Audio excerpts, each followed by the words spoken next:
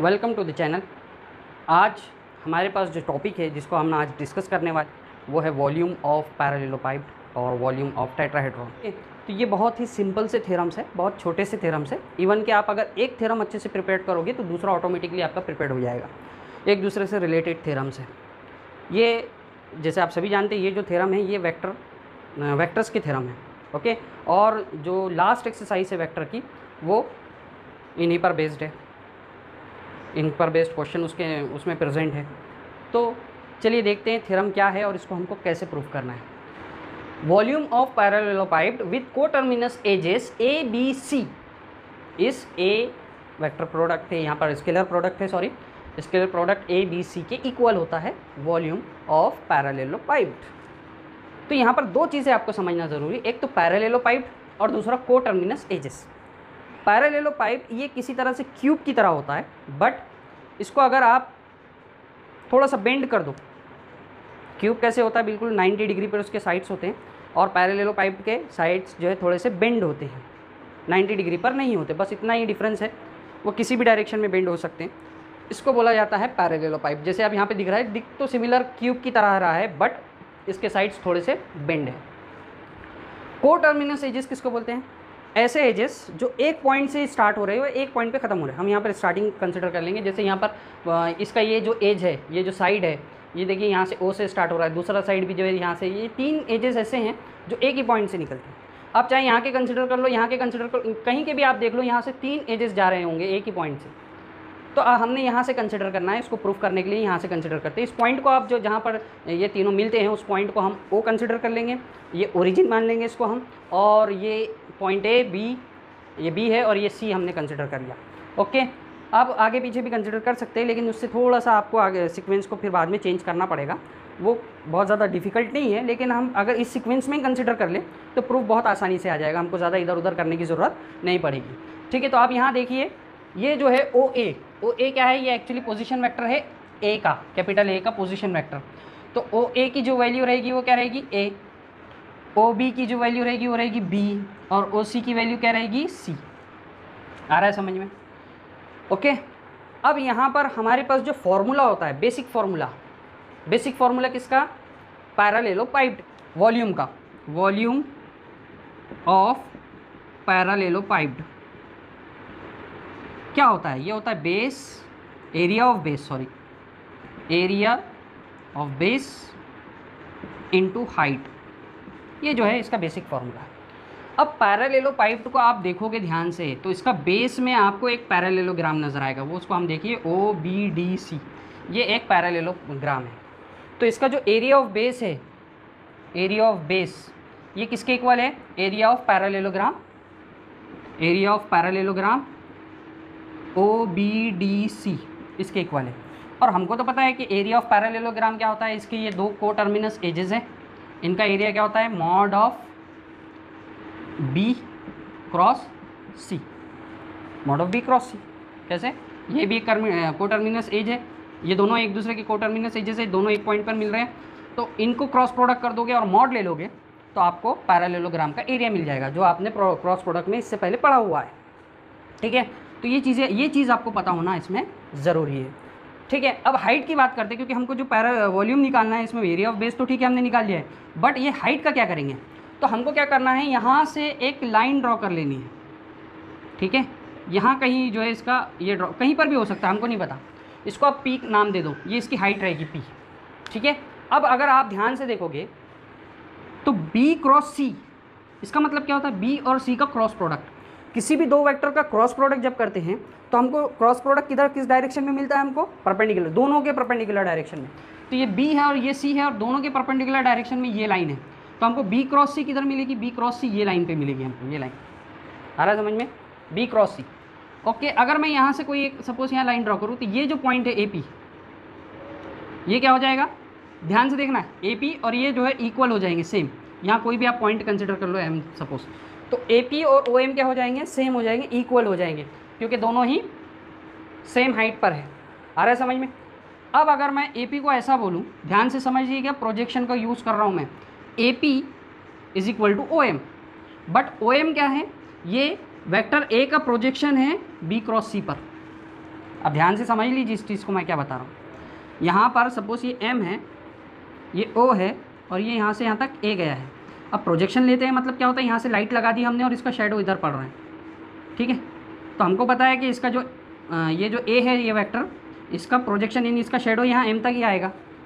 यानी ये जो A वेक्टर है बिल्कुल परपेंडिकुलर, यहाँ से अगर आप शेडो डालोगे, प्रोजेक्शन लोगे, तो यहाँ से परपेंडिकुलर आता है इसका, यानी OM के इक्वल ही आएगा। और OM किसके इक्वल है? AP के।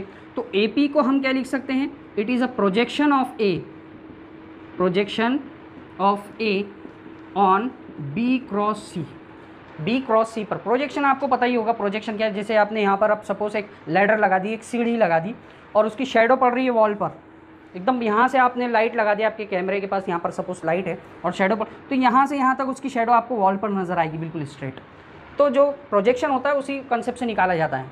तो AP की वैल्यू OM के इक्वल है और OM की वैल्यू किसके इक्वल है? Projection of A on B cross C। अब projection of A on B cross C कैसे निकाला जाता है? A का प्रोजेक्शन B क्रॉस C पर कैसे हम कैलकुलेट करते हैं? क्या फॉर्मूला है उसके लिए हमारे पास? A dot B cross C upon mod B cross C, ये फॉर्मूला है। किसी भी वेक्टर पर, सॉरी मॉड रहेगा, किसी भी वेक्टर पर अगर हम किसी वेक्टर का प्रोजेक्शन लेते हैं तो दोनों वेक्टर का डॉट प्रोडक्ट आता है और जिस वेक्टर पर प्रोजेक्शन ले रहे हैं उसका मॉड आ जाता है यहाँ पर। आ रहा है समझ में? तो ये रहेगी AP की वैल्यू।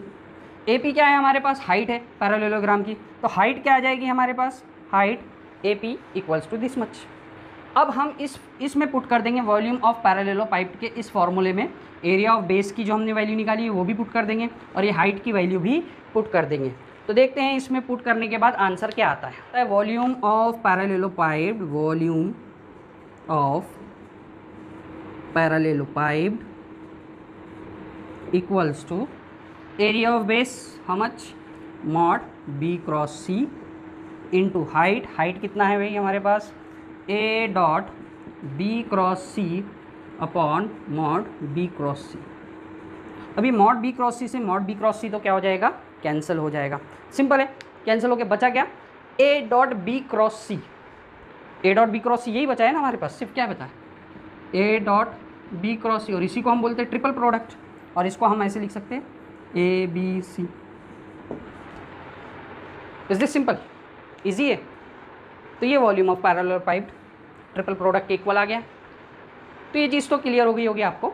अब नेक्स्ट जो थ्योरम है दैट इज़ टेट्राहेड्रॉन का जो है वॉल्यूम हमको कैलकुलेट करना है, तो उसको भी देख लेते हैं।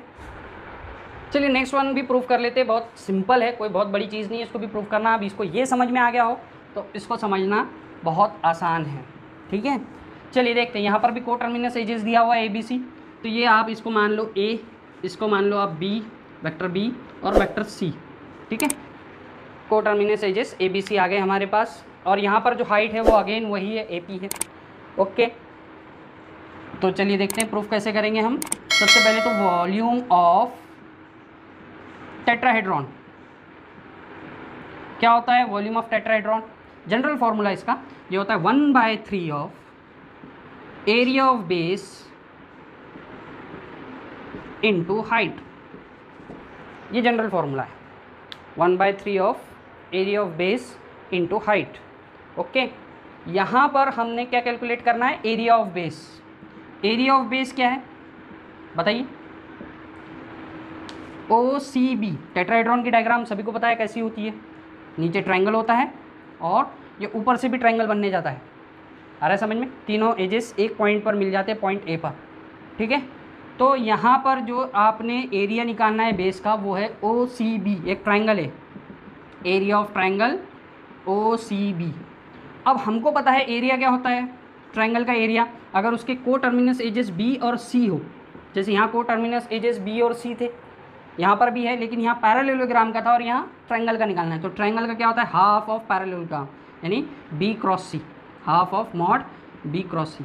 यहाँ पर क्या आया था? B क्रॉस C आया था, पूरा B क्रॉस C लिया था हमने, और यहाँ पर क्या आया है? Half of B cross C आया। बस इतना ही डिफरेंस है दोनों में। हाइट कैसे कैलकुलेट करनी है? सेम वे से आपको हाइट कैलकुलेट करनी है। AP की वैल्यू, AP क्या होता है? वही projection of A on B cross C। A का प्रोजेक्शन B क्रॉस C पर निकालना है आपको। ये जो है आपका A है और इसका प्रोजेक्शन आपको, ये जो वेक्टर है ये वाला, ये है B क्रॉस C, ठीक है, ये बी है सी है, दोनों का क्रॉस प्रोडक्ट करेंगे, परपेंडिकुलर लाइन मिलेगी, इसको बोलते हैं बी क्रॉस सी। तो बी क्रॉस सी पर प्रोजेक्शन लेना है, उसी को हम हाइट बोलेंगे। प्रोजेक्शन कैसे निकाली जाती है, A dot B cross C upon mod B cross C. ठीक है, इसीलिए कहा कि वो अगर आपको आसानी से आ जाए तो यहाँ पर भी ए पी की वैल्यू वही है। अब इसमें अब ये दोनों ही वैल्यू इसमें पुट कर देंगे तो क्या मिलेगा आपको, volume of tetrahedron equals to 1/3 into half of B cross C into height कितना है हमारे पास, A dot B cross C upon mod B cross C. ठीक है, ये बी क्रॉस सी से बी क्रॉस सी कैंसिल हो जाएगा, 1/3, ये 3 इंटू 2 कितना हो जाएगा, 1/6 हो जाएगा, और बचेगा ए डॉट बी क्रॉस सी। ना ए डॉट बी क्रॉस सी को आप क्या लिख सकते हैं, ये 1/6 को रहने दो एज इट इज़, इसको लिख सकते हैं triple product of A B C, scalar triple product. तो इस तरह से ये थ्योरम प्रूव होता है। ठीक है, इसको एक बार देख लीजिए, अच्छे से समझ लीजिए क्या प्रॉब्लम है। अगर कोई इशू आता है तो आप कमेंट करके बताइए। सो आई होप आपको ये दोनों ही प्रूफ आपको समझ में आए हों। सो चलिए मिलते हैं नेक्स्ट वीडियो में।